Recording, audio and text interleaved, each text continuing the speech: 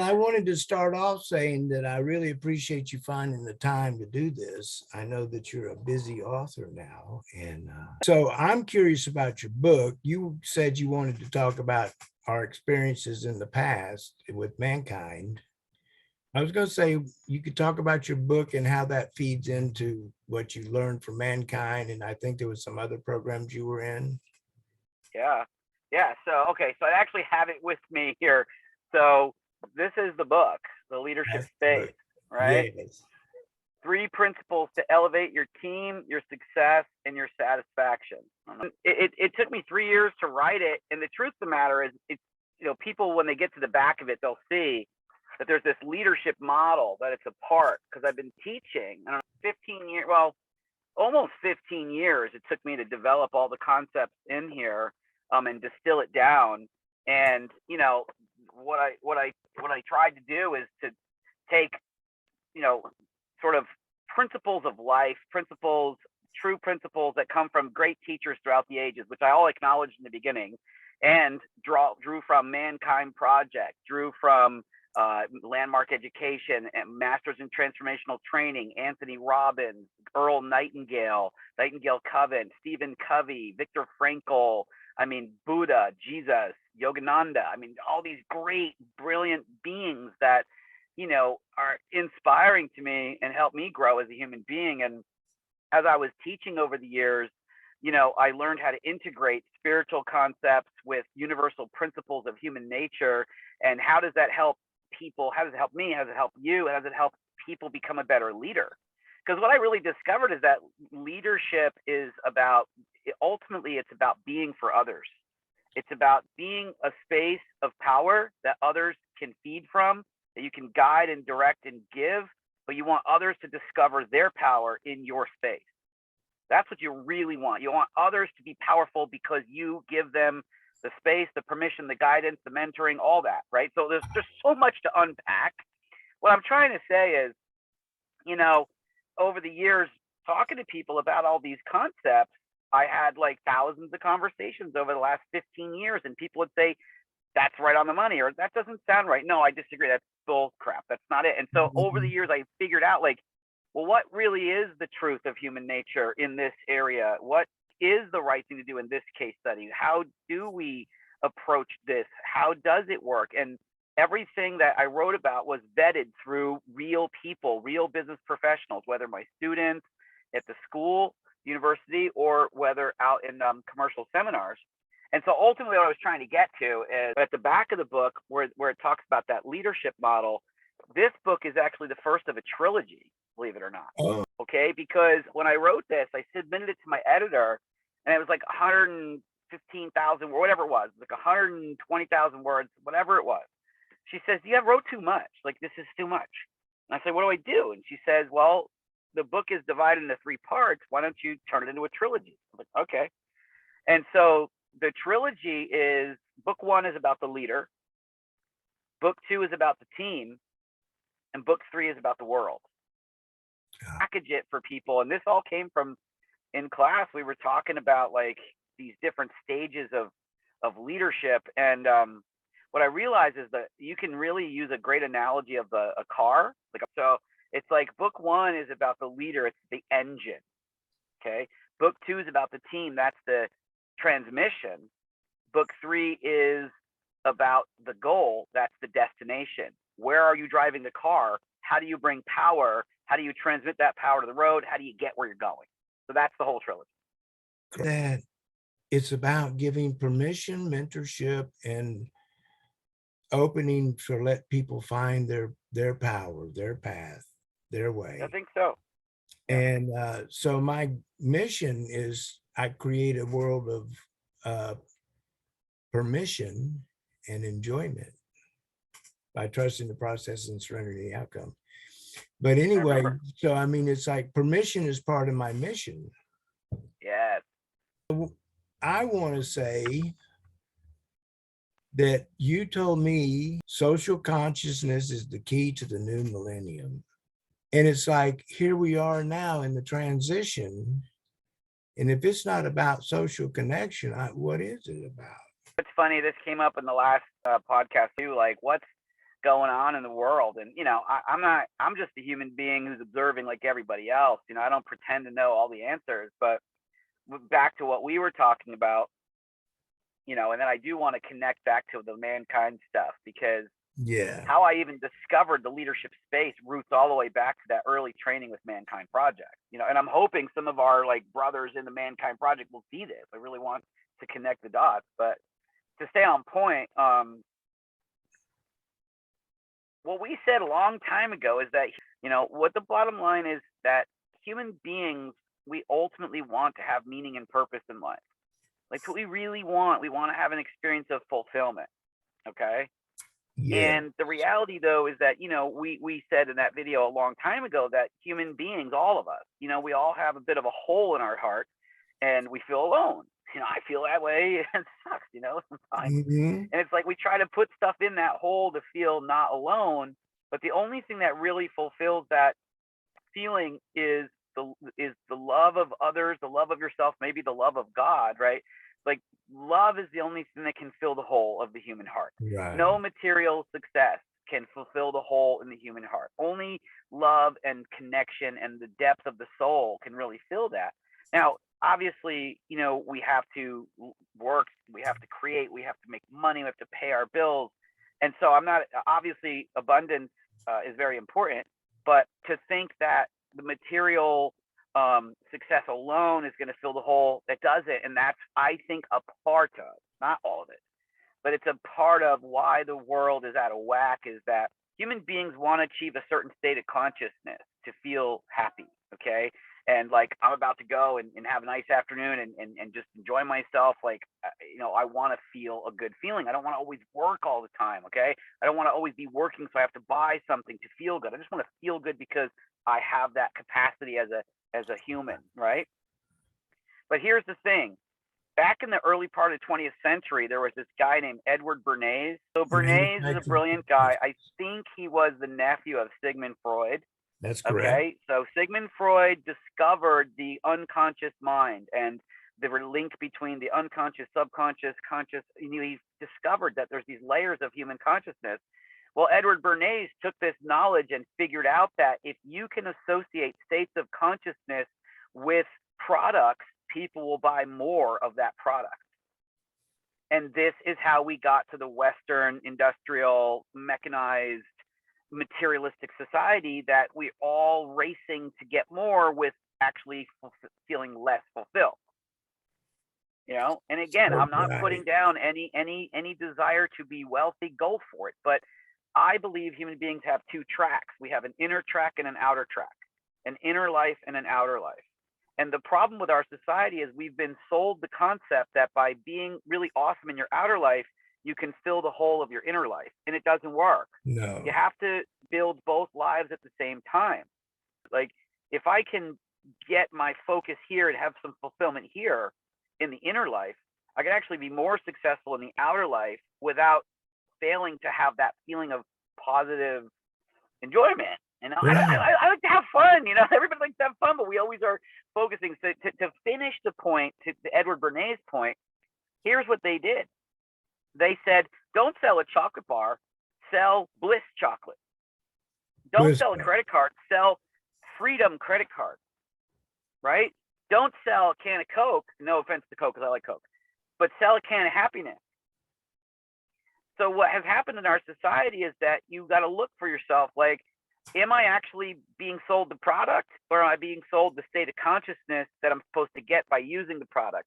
Right. And the answer is we're being sold states of consciousness. That's what's happening. Okay, and guess what? We don't get there from it.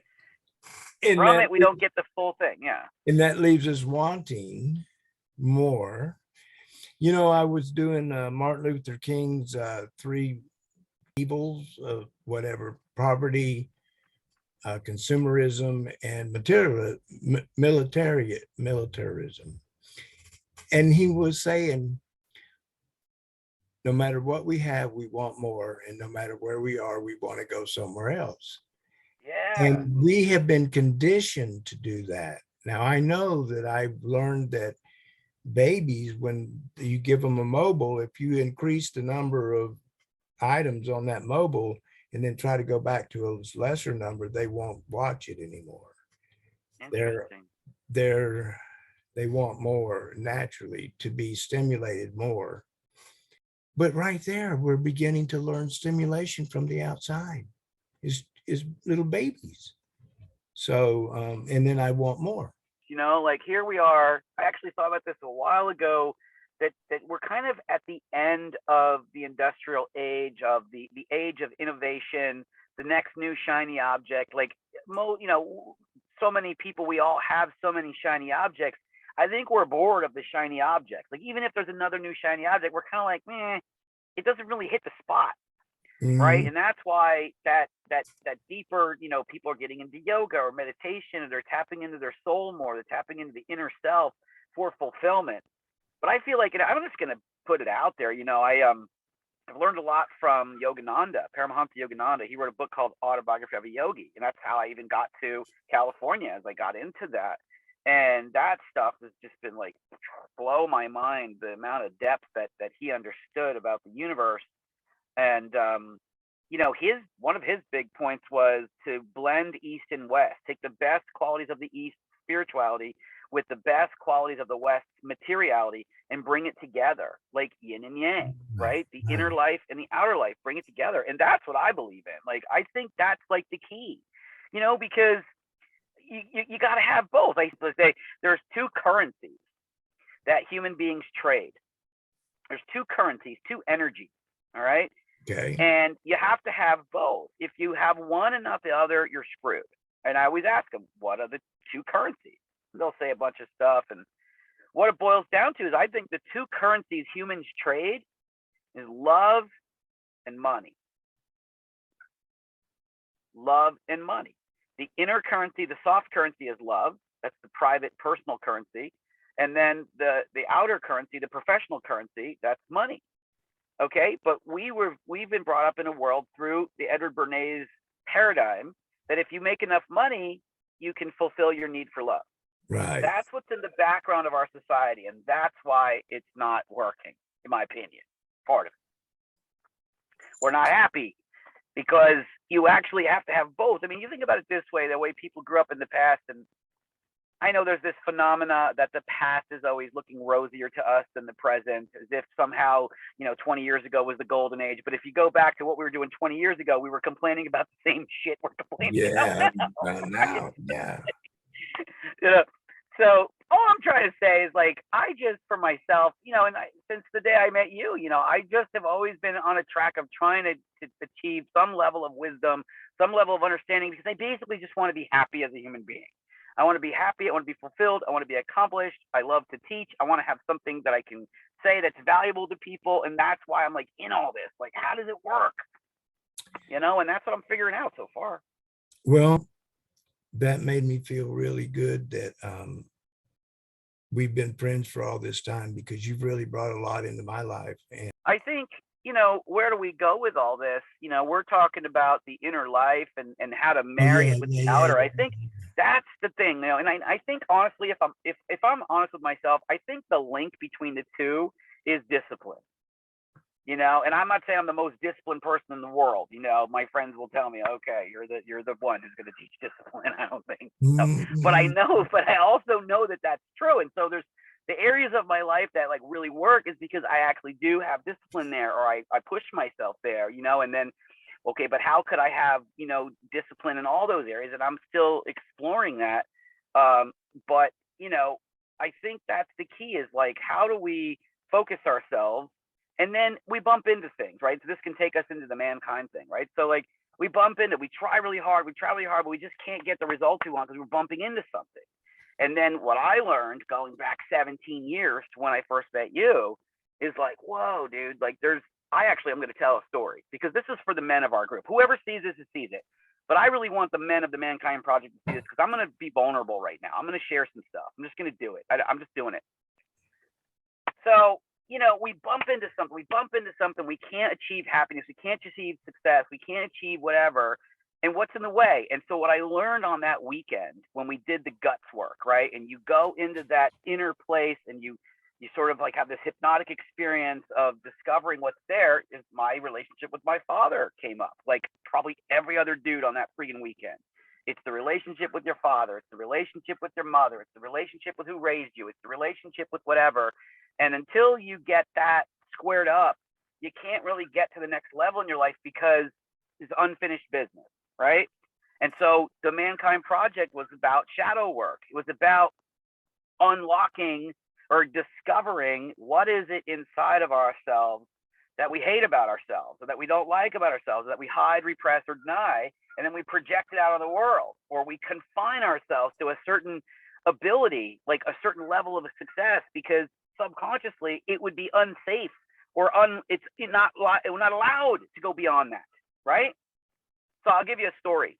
This is now about 4 or 5 years ago. I still was feeling like I wasn't able to give myself full happiness, or I wasn't able to give myself a full measure of success in my own eyes, you know? And over the years, you know, me and my dad, we had a lot of bumping in over the years growing up. And then through Mankind Project, through all the different self-development, I realized I needed to take responsibility for my life and actually let him off the hook. Like, not make him the one that was responsible for how my life was going, which I was doing a lot as a kid. You know, it was like, if it's going bad, somehow it's your fault, Dad. You're the one that did this to me. You know, and I had to work through that. I can share something about that too. A long time ago now, my dad and I stopped talking for a little bit. Again, we have a great relationship now, but let me just share. We stopped talking. He was pissed about some stuff that happened in the family, and I made him wrong. And I said, look, like, if you don't talk to the rest of the people in the family, that's no good, man. You can't do that. And he said, okay, I guess I just won't talk to you either. Right. And I didn't understand what he was dealing with. He was hurt about something, and I didn't get it. I was just saying, you have to do this. You have to be this type of man. And I wasn't listening to what he needed because I just couldn't get there.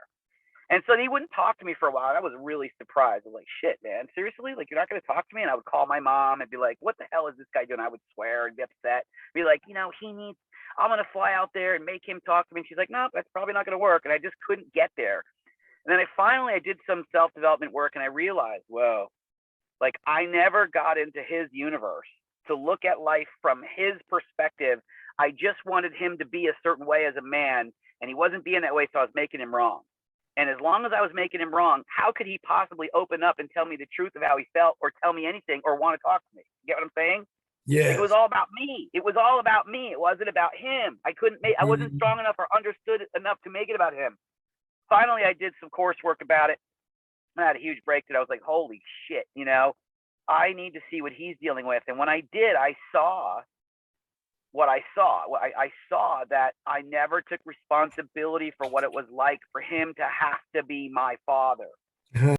I never gave a shit. I only looked at what it was like for me to have him as my dad. I never looked at it from him. He didn't have a choice about having to have me as his kid, his son, with all whatever I deal with in life. He had to deal with it, and I never gave him freaking credit for it. I almost get emotional, dude. I never gave him credit for that. And, you know, he's dealt with a lot in his life, you know, but my father came here when he was 5 years old as an immigrant on a ship from Germany. And his father told him, you're never going to be worth anything.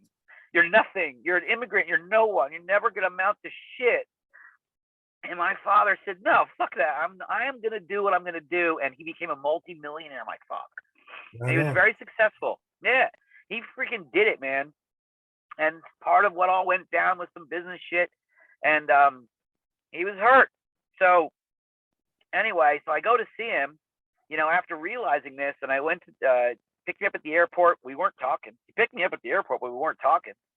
And we wound up going to one of his businesses, and he had to clean up some stuff. And I said to him, Dad, I really want to talk to you. And he's like, no, I'm not really interested. And I was like, no, but like, I just want to share something with you. And he says, all right, let's do it when we get home.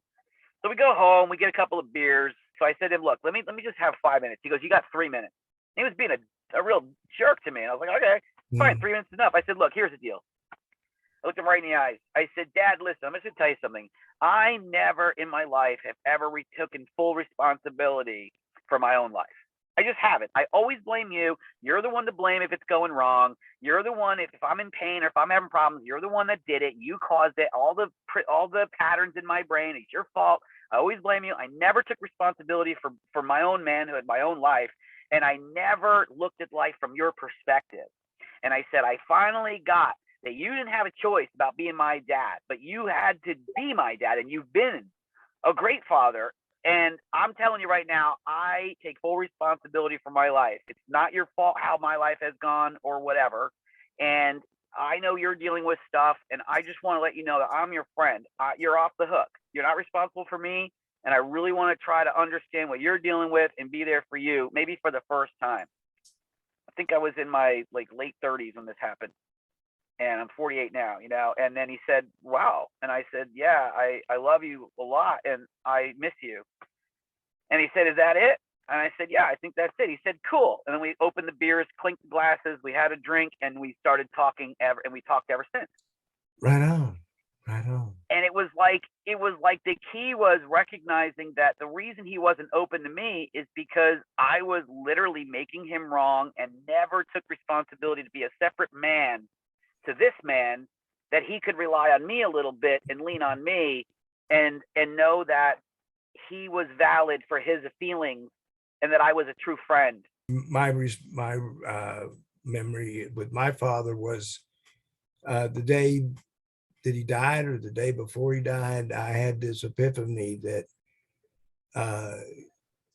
I remember this old carpenter, and I said, this old carpenter at one point had a daddy, and his daddy was a man like other men. I'm a carpenter and I have a daddy, so my daddy must be a man like other men. And I got, oh my God, my daddy's just a man. And all my life until then, I had looked at him as the God King. At that point, the whole valley started to glow golden light. Mm-hmm. And it may have been pollution, but hey, to me, it was great. And so that was a great story. So that's how you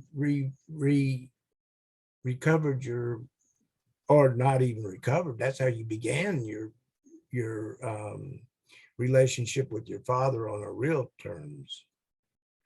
I think so, yeah, because I think he could then trust me at a whole different level from that point, And I've always had a great conversational connection with my dad. I always feel like I've always been friends with my dad, But this internal work really meant a lot to me in terms of being able to show up as a more mature person in his space and just stop making him wrong. I think that's the inner work, right? Like the inner work is to start to realize, like, how are we creating the life that we have? How are we creating the relationships we have?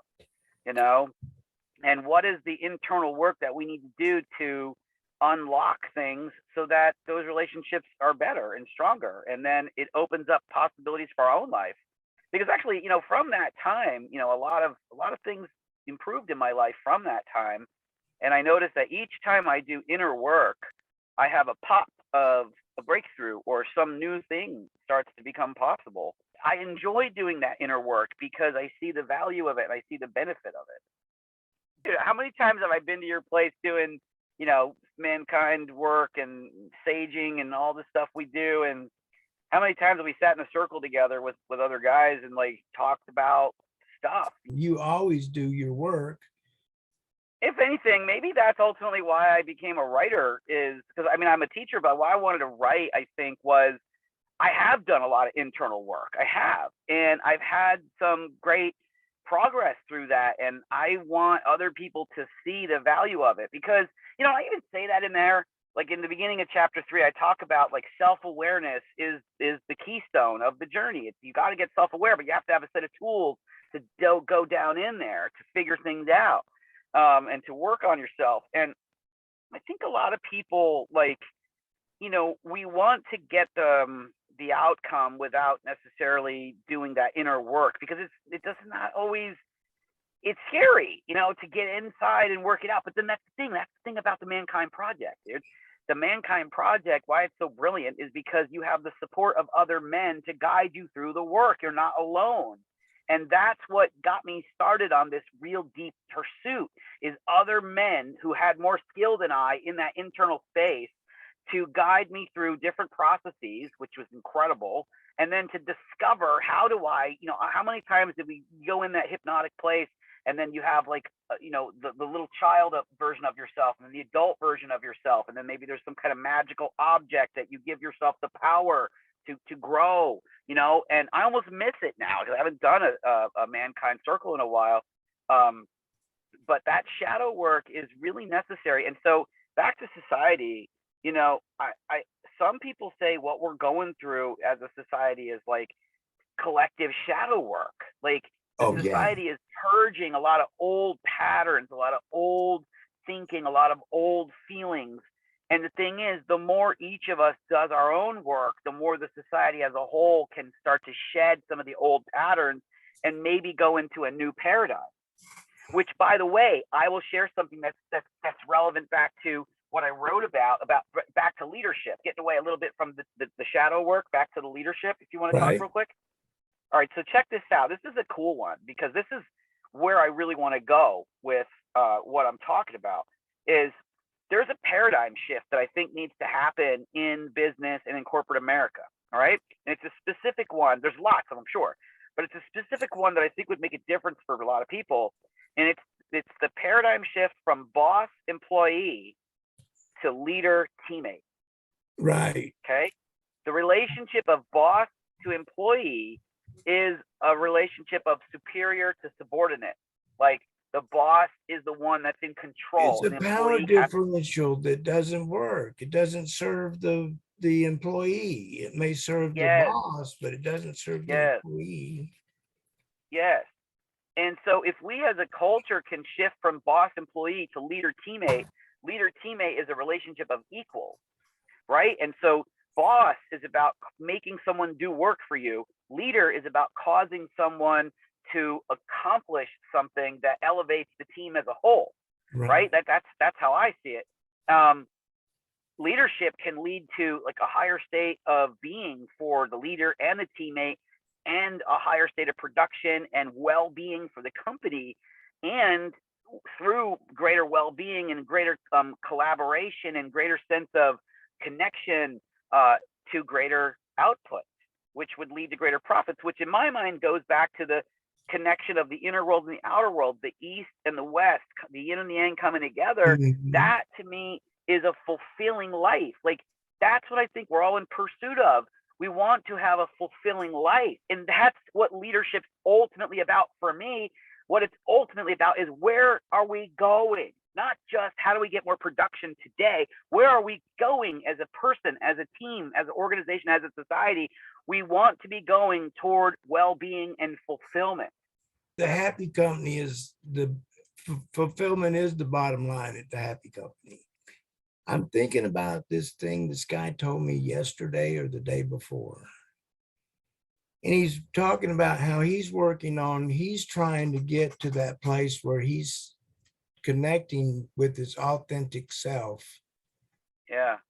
The majority of the time. Yeah. And that he can maintain that even in the turmoil of the world. And it's to come to one with yourself. This thing that you're talking about, the leadership, is about becoming whole. When I'm whole, I don't need to dominate you. Right. I want you to succeed. I want you to do well. I want to see you shine, because that's what makes me happy. That's what makes me fulfilled, is to see others shine. And so that's exactly what you're talking about. The leadership is to bring yourself to that place where it's no longer about what am I going to accomplish. It's about, how do I get the fullness of these relationships that I'm having with these people that are creating whatever it is that we're creating. That's what I think is going to bring us to a next level. We got to figure out how to get there. But I'll tell you what, I want to actually read a short passage, because this is about contribution consciousness. Right? Contribution is shifting your focus from it's about me, the ego, to it's about others, the team. When your attention is on yourself, Your personal energy and magnetism isn't as strong as it is when your attention is on others. The ego wants you to believe life revolves around its needs, but you can't serve the ego by meeting its needs. You actually fulfill the ego's deepest need of achieving meaning, success, and satisfaction by serving the needs of others. Realizing that your satisfaction is achieved by serving others, you expand your little self, ego, into your greater self, others. And that brings you into contact with the greatest force of the universe, love. Love is the power to give, and giving is the key to success.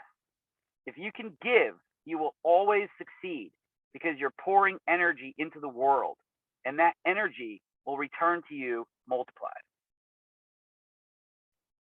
That's the essence of this whole thing. It's about contribution consciousness, shifting from ego to others, shifting from me to you. I mean, that's what happened with my dad.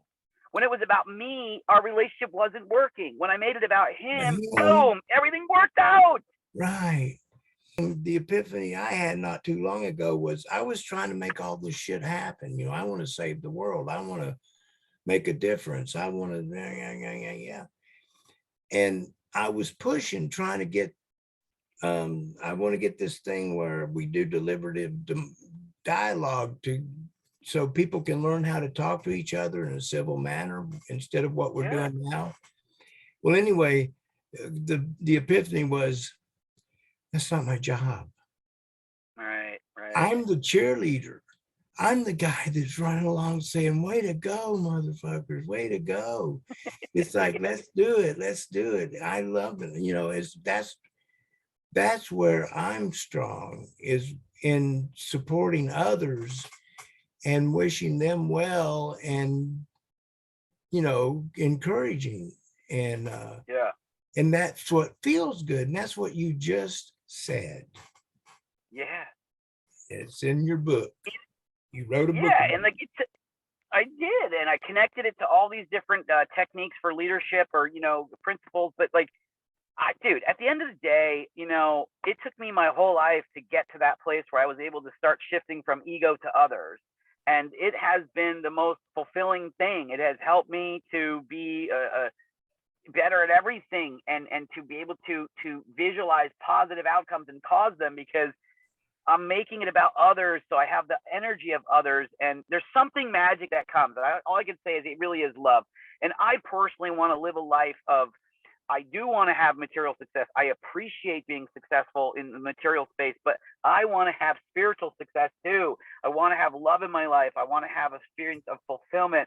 And it just seems that being a contribution is the key to having both of them. You get both. And that's what I've learned. It took me my whole life to learn that, but that's where I'm at. You said that social connection is the key to the new millennium. And what you're saying now is being socially connected to other people by being aware of them and not so much myself, by moving out of myself and into other people and connecting is the key to the new millennium. So, I mean, you say it's taking a long time to learn it, but you sure knew it for a long time. Yeah, maybe, man. I think that wisdom of life is inside all of us. There was this group called Enigma. Some people might have heard of Enigma. It's instrumental. It's been around for a long time. This brilliant artist. And the early albums have this voice at the end of the album. It says something like, there's no teacher who can teach us anything new. He can only help us remember what we always knew. And that always hits me. And I think what the voice is saying is, in our soul, our true self is infinite knowledge, infinite being. And inside of our true self is all the answers to life's questions. But we have to make the effort to dig down in there, to move beyond the ego into the true self that can reveal. And I don't know what the hell's going to happen in this world. It's going crazy. It's getting worse, in certain ways. And it's like, how are we going to put it on the right footing? The only thing I can think is, if we come back to the core of our true self, our true nature, if we connect with love. Some people believe in God, some people don't, but I think we all believe in love. We all believe that there's an inner self, And the inner self is the one that's going to give us the direction for the future. That's where I'm at in my life. I'm flashing on right now is that people come together in crisis. Yeah, that's true. And right now, we're really not, we don't know that we're in a crisis because we still think we have time to fight about it. Yeah. And when we realize that we're in a crisis and we can't fight about this anymore, that we've got to come together and resolve some of these issues. And anyway, so it's like an alcoholic or anybody doesn't change until the pain becomes greater than the payoff. Right. Right. And we in this country haven't felt the pain so much as what well, I haven't because I've lived a blessed life, but I'm feeling really kind of like I'm having a hard time with what we've done in the world as a nation and a people. And I'm really wanting to work on making that different. And and I'm going to tell another epiphany about my indoctrination. I was thinking about I would really like to cut back on the military, and then I immediately had this thought: well, what about all the jobs? What about the economy? That's true. I mean, what's going to happen to all the people that depend on those? And I realized that it's like, that's my indoctrination, not to see what that's doing to people. You know, I'm only supposed to see the good that's coming to the people that are manufacturing these weapons of destruction, but not see the damage that's done by them. Yeah. So I'm sorry to get on that, but no, it's all right. I mean, you're talking about real stuff. You know, I think about world events all the time, you know, and it's just the world stage is it's so big, you know. The only thing I can think about, I talk about this with friends and colleagues, you know, what can we do, you know? And that's why I just keep coming back up. If I can make my own state of consciousness better, if I can, my own space, my state of consciousness, my space, if I can elevate that and put a positive energy out there, that's what I can do, you know. And if I can be a contribution, that's what I can do. But if everybody is doing that, if we're all elevating our state of consciousness, we're all putting a contribution out there, in the aggregate, it changes the world. Let me leave you with this, or I call it the Billboard theory of society, or the pixel theory of society. All right. I thought about this a long time. Like, if you ever see a billboard on the side of a highway, they're 60 feet wide, like 20 feet high, they're huge, and you see a big picture. It could be Santa Claus, it could be, I don't know, some mattress company, whatever. But if you go really close to that billboard and you look right up at it, you won't see a picture. You'll see these little pixels, right, little pixels, because that's how you make a picture, pixels. Right. Okay. So if we were to see a big scene of Christmas, right, you've got a green Christmas tree and a red Santa Claus and the sled and all that. Well, you would see red pixels and green pixels, and the blue sky, the blue pixels. Well, if we were to start to change the pixels to purple, all of a sudden the sled, little by little, would become purple. And if we were to change the green to orange, all of a sudden the trees would become, little by little, go green to orange. But what's happening is the picture's not changing. It's the pixels that are changing, because there is no picture. There's only pixels. But when you look at enough pixels from far away, you see a picture. Okay? This is society. Every person is a pixel in the picture of society. You can't change society. It doesn't exist. The only thing that exists is people. And so people have to change, improve, elevate, and become the next version of themselves. That's what changes the billboard of society into a brand new image of awesomeness. That's the way. Oh, beautifully said. And we are the pixels. And it's like, it goes back to what I've been saying for a long time. You change the world by changing yourself.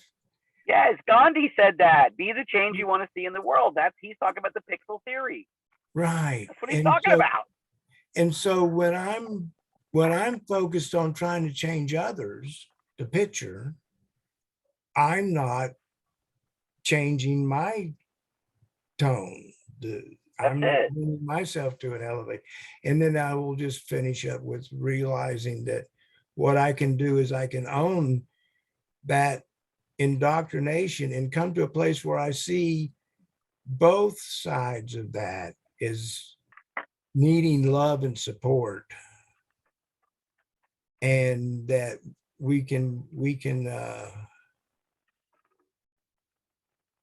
I can change my pixel. Exactly. That's the whole point. It's the whole point of all these different self-development organizations and groups is like every individual is the whole universe as one. And so each person has the power to alter a universe themselves. And in the aggregate, we change the society and the reality we live in. That's just how it works. I don't see it any other way.